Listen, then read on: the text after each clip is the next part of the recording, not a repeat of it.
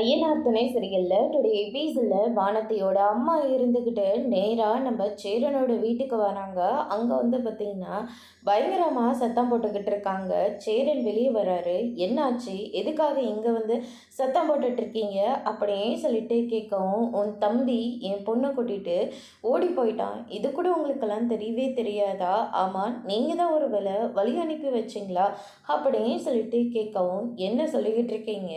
என் தம்பி கடைக்கு பொருளெல்லாம் வாங்குறதுக்காக பெங்களூர் வரைக்கும் போயிருக்கான் அப்படின்ற மாதிரி சொல்கிறாங்க. அப்படி பொய்யை சொல்லிட்டு அவங்க 2 பேரும் ஓடி போயிட்டாங்க அப்படின்ற மாதிரி சொல்லிடுறாங்க.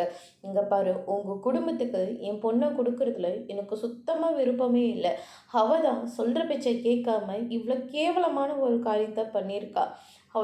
அவள் மட்டும் என் கையில் கிடைச்சா நானே என் கையால் அடித்து கொன்னே போடுவேன் அப்படின்னு சொல்லிட்டு வானதியோட அம்மா பயங்கரமாக பேசிக்கிட்டு இருக்காங்க.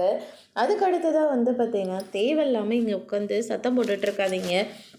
என் தம்பி ஒன்றும் அவ்வளோ கேவலமான வேலையெல்லாம் செய்ய மாட்டா. வானதியை தான் அவன் கல்யாணம் பண்ணிக்கிறதா ஆயிடுச்சு. அதுக்கு எல்லாரோட விருப்பத்தையும் வாங்கிட்டு தான் கல்யாணம் பண்ணுவானே தவிர நீங்கள் நினைக்கிற மாதிரிலாம் எதுவுமே இல்லை அப்படின்ற மாதிரி சொல்லிக்கிட்டு இருக்காங்க. நிலா ஒரு பக்கம், இங்கே பாருங்க, வானதி ஒரு வேளை பாண்டியோட போகணுன்னு ஆசைப்பட்டு பாண்டி கூட பெங்களூர் வரைக்கும் கூட போயிருக்கலாம்ல, கொஞ்சம் பொறுமையாக இருங்க அப்படின்ற மாதிரி சொல்லிக்கிட்டு இருக்காங்க.